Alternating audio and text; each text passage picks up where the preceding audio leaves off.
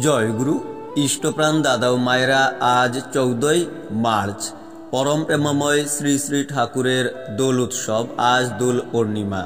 সবাইকে জানাই পূর্ণ দোল পূর্ণিমার অনেক অনেক প্রীতি ও শুভেচ্ছা। জয়গুরু।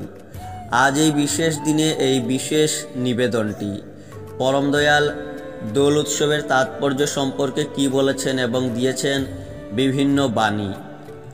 কথা প্রসঙ্গে দোল উৎসবের তাৎপর্য সম্পর্কে শ্রী শ্রী ঠাকুর বললেন, আমরা বাঁচি, এই বাঁচার সম্বেগের মধ্যে আকুঞ্চন প্রসারণ আছে। এই আকুঞ্চন প্রসারণের ভিতর দিয়ে আমরা এগিয়ে যাই। এগিয়ে যেতে যেতে যে স্ট্যামিনা অর্জন করি তাই হলো দোল উৎসবের ফল প্রাপ্তি। বাসন্তী উৎসবও তাই।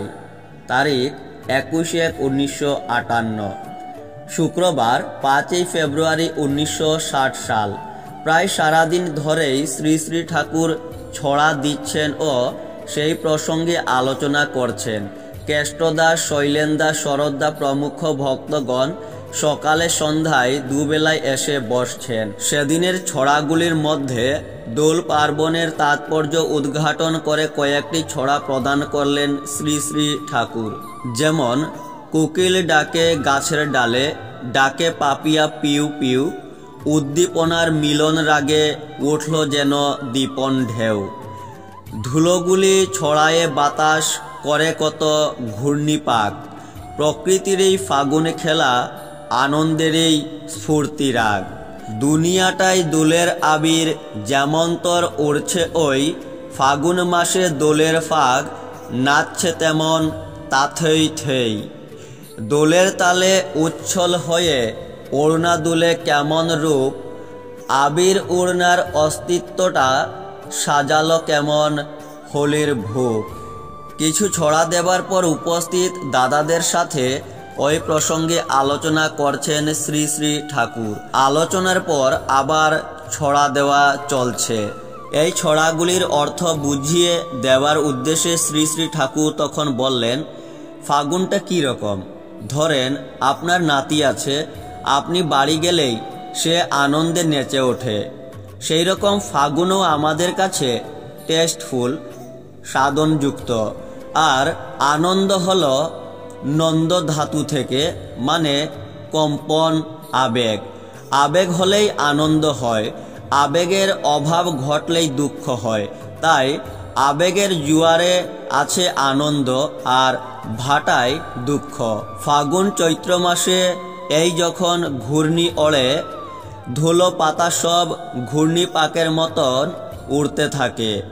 সেগুলো আবার গাছটাকে ঘর বাড়ির উপর উড়ে একবারে ঠেসে ধরে।